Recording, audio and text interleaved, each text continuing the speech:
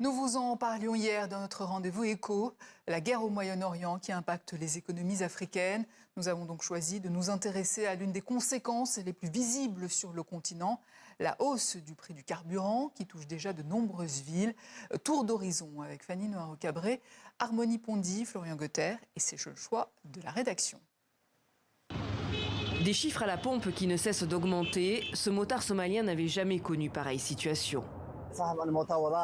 Je conduis une moto, comme vous pouvez le voir. Les prix du carburant ont explosé à cause de la guerre en Iran. Il y a quelques semaines, les prix étaient bas et stables, mais maintenant, nous sommes dans le pétrin. Un constat partagé sur les étals des marchés de Mogadiscio, où les prix des produits du quotidien se sont eux aussi envolés. À quelques heures de la fête de l'Aïd el-Fitr, les Somaliens doivent cette année se serrer la ceinture. Avant, pour mes achats de l'Aïd, j'achetais des vêtements et des chaussures pour 10 $ environ.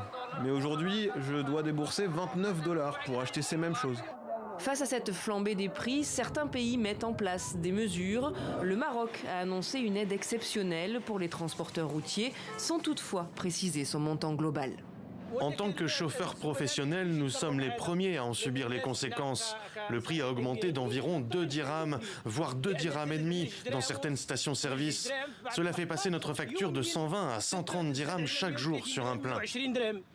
Ce chauffeur de taxi pourra donc, à compter de ce vendredi, déposer une demande d'aide sur un site dédié. Et cette crise touche tout le continent, même des pays pétroliers comme le Nigeria. Le prix au litre de carburant y a augmenté de près de 50% depuis fin février, et ce malgré les efforts pour approvisionner les stations en pétrole raffiné nigérian du milliardaire Aliko Dangote. La dernière fois que j'ai acheté du carburant, c'était environ 840 naira. Au réveil, le lendemain matin, c'était environ 1240. C'est vraiment mauvais. Et cela affecte tout le monde. Si vous regardez bien, les gens ne prennent plus le bus ces jours-ci. Ils préfèrent marcher. Autre source d'énergie impactée, le gaz, dont les cours là aussi s'envolent. Certains pays producteurs pourraient toutefois tirer leur épingle du jeu, comme l'Algérie. Entre détroit d'Ormuz sous tension et sites gaziers frappés, les prix flambent donc et les équilibres mondiaux se redessinent. Qui en profite, qui en souffre? On en parle avec Francis Perrin. Bonsoir. Bonsoir. Directeur de recherche à l'IRIS, l'Institut des relations internationales et stratégiques. Alors, on sait que le détroit d'Ormuz est un point de passage stratégique mondial. Dans cette crise énergétique, alors, qui sont les gagnants et les perdants côté africain?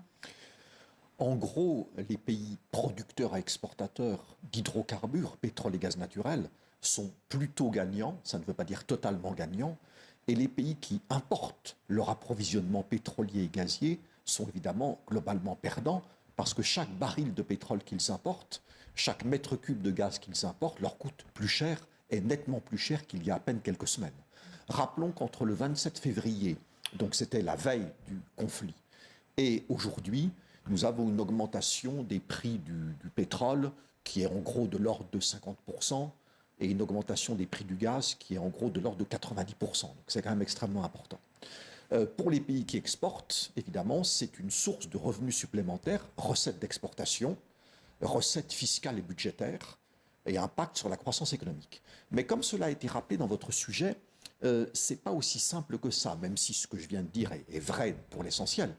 Certains pays pétroliers africains, producteurs et exportateurs de pétrole, exportent du pétrole brut, mais ils importent des produits raffinés, parce qu'ils n'ont pas dans leur pays, c'est très fréquent en Afrique, d'appareils de raffinage. Donc il faut importer des produits raffinés dont les prix, eux aussi, ont augmenté. Car Hormuz, c'est le blocage de ce détroit quasi total. Ça impacte négativement les flux de pétrole, les flux de produits raffinés, et les flux de gaz naturel liquéfié.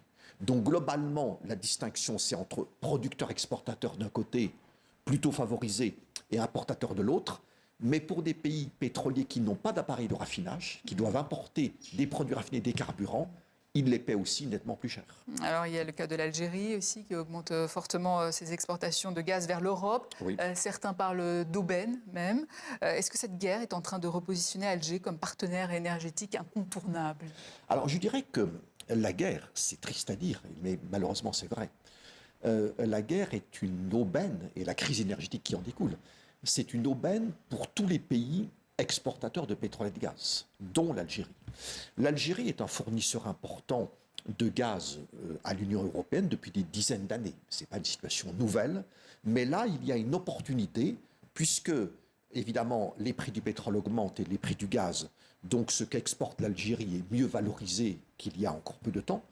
Et en plus, comme Hormuz est bloqué, donc on perd une partie de l'offre pétrolière et gazière mondiale, les pays importateurs, dont les pays européens, se tournent vers d'autres fournisseurs, et ils ont au sud de la Méditerranée l'Afrique du Nord, avec trois pays pétroliers et gaziers, Algérie, Égypte, Libye, et surtout Algérie et Libye, l'Égypte étant également un pays qui importe quand même pas mal d'hydrocarbures, dont notamment de gaz naturel. Donc c'est effectivement une aubaine pour ces pays.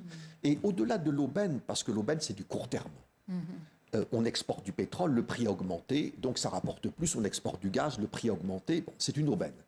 La question, c'est de savoir si ces pays africains, Afrique du Nord, Afrique subsaharienne, qui sont exportateurs d'hydrocarbures, pourront transformer cette aubaine en un atout plus durable, à savoir se positionner comme des fournisseurs fiables du monde, et notamment du marché européen, de l'Union européenne, et tirer parti d'une situation très complexe.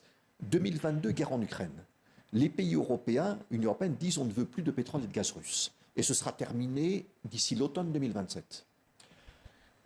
Les États-Unis arrivent en disant nous sommes un grand producteur de pétrole et de gaz, le premier dans les deux cas, donc on va vous vendre plein de pétrole et de gaz. On l'achète pour se passer du pétrole et du gaz russe. Mais avec Donald Trump, qui n'est pas toujours un allié, les Européens ont quand même quelques petits soucis en disant il ne faut peut-être pas non plus trop devenir dépendant des États-Unis. Et maintenant, la crise au Moyen-Orient, Hormuz est bloqué, on se dit, faut peut-être pas être trop dépendant du Moyen-Orient.